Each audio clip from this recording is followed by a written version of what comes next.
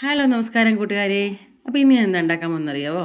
നമ്മുടെ നെല്ലിക്കയില്ലേ, നെല്ലിക്ക വെള്ളയ്ക്ക അച്ചാറിടാൻ പോവാം. അപ്പോൾ ഞാൻ പാൻ വെച്ചിട്ട് വേറെ കലാപരിപാടിക്ക് പോയതിൻ്റെയാണ് പാനിൻ്റെ അടിവശം കരിയാൻ തുടങ്ങിയത്. അപ്പോൾ നമ്മൾ എന്തെങ്കിലും ഒരു പണി ചെയ്യുമ്പോൾ അതിൽ തന്നെ കോൺസെൻട്രേറ്റ് ചെയ്യുക. അപ്പോൾ ഞാൻ പാൻ വെച്ചിട്ടു വെളിച്ചെണ്ണ ഒഴിച്ചു.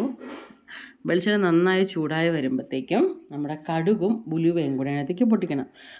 നോർമൽ അച്ചാറിടുന്നത് പോലെ തന്നെ മുളക് പൊടി ചേർക്കണില്ല, അല്ല അച്ചാർ പൊടി ചേർക്കണില്ല എന്നൊരു വ്യത്യാസം മാത്രമാണ് ഇതിനകത്ത് എനിക്ക് തോന്നിയേക്കുന്നത്. അപ്പോൾ ഞാനിത് കടുക് ഉലുവായും ഇട്ടത് രണ്ടും നന്നായിട്ട് പൊട്ടി വരുന്നുണ്ട്. അത് രണ്ടും പൊട്ടി നന്നായിട്ട് വന്ന ശേഷം നല്ലതായിട്ട് പൊട്ടണം കേട്ടോ. അച്ചാറിന് കടുകും ഉലുവയും നന്നായിട്ട് പൊട്ടിയാലേ ആ ഫ്ലേവർ ആ അച്ചാറിൽ ഉണ്ടാവുള്ളൂ.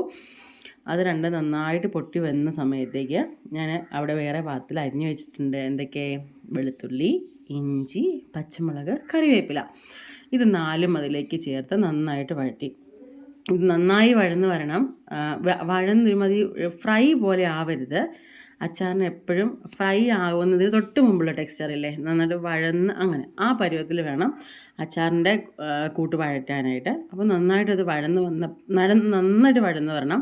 നന്നായിട്ട് വഴന്ന് വരുമ്പോഴത്തേക്കും അതിലേക്ക് നമ്മുടെ നെല്ലിക്ക നമ്മൾ ഓൾറെഡി ഇന്നലെ വാങ്ങിച്ച് നന്നായിട്ട് ഉപ്പിട്ട് കഴുകി അത് ആവി കയറ്റി. ഈ ആവി കയറ്റുമ്പോൾ ശ്രദ്ധിക്കേണ്ടതെന്ന് വെച്ചാൽ വെള്ളക്കിടുന്ന അച്ചാറിൻ്റെ ഒത്തിരി വെന്ത് പൊടിഞ്ഞു പോകുന്ന പരുവത്തിൽ ആവി കയറ്റരുത്. അതിൻ്റെ അകത്ത് ജസ്റ്റ് വിട്ട് വരാൻ തുടങ്ങുമ്പോഴത്തേനും നമുക്കത് ഓഫ് ചെയ്തിട്ട് അടത്തി വെക്കണം. ഇതുണ്ടോ, ഇന്നലെ തന്നെ ഞാൻ പുഴുങ്ങി വെച്ചതായിരുന്നു ഇത്.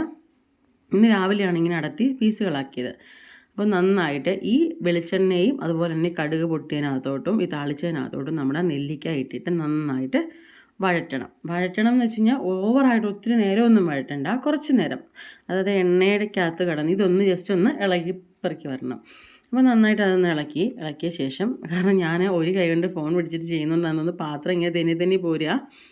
നന്നായിട്ട് ഇളക്കി നന്നടിച്ച് യോജിപ്പിച്ചൊരു 3-4 സെക്കൻഡ് അങ്ങനെ വെക്കാം. എന്നിട്ട് ആവശ്യത്തിനുള്ള ഉപ്പ് അതിലേക്ക് ചേർക്കുക. ഉപ്പ് ഇച്ചിരി കൂടുതൽ ചേർക്കണം. നമ്മൾ നോർമലി കാണുന്ന ക്വാണ്ടിറ്റിയിൽ ഇച്ചിരി കൂടുതലുള്ള ഉപ്പ് ചേർക്കണം. കാരണം ഇത് അച്ചാറാണ് ഒന്ന്. രണ്ടാമത്തെ കേസ്, നമ്മുടെ ഈ കുറച്ച് നാൾ ഇത് നമ്മളൊരു 3-4 ദിവസത്തേക്ക് ഇത് വെച്ച് കഴിയുമ്പോഴായിരിക്കും ഈ കഷ്ണത്തിലേക്കെല്ലാം ഉപ്പ് പിടിക്കുക. അപ്പം നമ്മൾ നോർമലി ഉദ്ദേശിച്ച് ഉപ്പിട്ട് കഴിഞ്ഞാൽ അച്ചാറിന് ഉപ്പുണ്ടാവില്ല. അതുകൊണ്ട് തന്നെ ഇച്ചിരി കൂടുതൽ ഉപ്പ് വേണം ചേർക്കാനായിട്ട്. ഉപ്പിട്ട ശേഷം നന്നായിട്ട്, ഞാൻ ഫോൺ താഴെ വെച്ചിട്ട് നന്നായിട്ട് ഇളക്കുന്നുണ്ട് കേട്ടോ, നമുക്കത് വീഡിയോയിൽ ഇല്ലെന്നേ ഉള്ളൂ. ഞാൻ നന്നായിട്ട് ഇളക്കി യോജിപ്പിക്കുന്നുണ്ട്. ആ സമയത്ത് കുറച്ച് കായപ്പൊടി, ഈ എന്താ പറയുക, ഒരുപാട് പൊടികളെല്ലാം വാരിയിട്ട് അങ്ങനെ അച്ചാറുണ്ടാക്കുന്നതിനേക്കാളും വളരെ ഹെൽത്തിയാണ് ഇങ്ങനെ അച്ചാറുണ്ടാക്കുന്നത്. ഇതിനകത്ത് നമുക്ക് അനാവശ്യമായ പൊടിയൊന്നുമില്ല. എന്നിട്ട് ലാസ്റ്റ് കായപ്പൊടി ഇട്ട ശേഷം കുറച്ച് മഞ്ഞൾപ്പൊടിയും കുറച്ച് കുരുമുളക് പൊടിയും. ഞാൻ ചുമ്മാ യൂട്യൂബിൽ കയറി വീഡിയോസ് നോക്കിയായിരുന്നു, മറ്റുള്ളവർ ചെയ്തിട്ടുള്ള വെള്ള നെല്ലിക്കാച്ചാറിൻ്റെ വീഡിയോ നോക്കിയപ്പോൾ അതിനകത്തൊന്നും ഞാൻ ഈ കുരുമുളക് പൊടി കണ്ടിട്ടില്ല. പക്ഷേ എൻ്റെ ഒരു ഇഷ്ടത്തിന് വേണ്ടിയാണ് ഞാൻ കുരുമുളക് പൊടിയും കൂടി ഇട്ടേക്കുന്നത്. ഞാൻ പണ്ട് കുരുമുളക് പൊടി ചേർത്ത അച്ചാർ ഞാൻ കഴിച്ചിട്ടുണ്ട്. എന്നിട്ട് നന്നായിട്ട് ഇതെല്ലാം കൂടെ യോജിപ്പിച്ച് അതും ഒരു 2 സെക്കൻഡോളം അടുപ്പിൽ വെച്ചിട്ട് കുറഞ്ഞ ഫ്ലെയിമിൽ വേണേൽ വെക്കാനേ.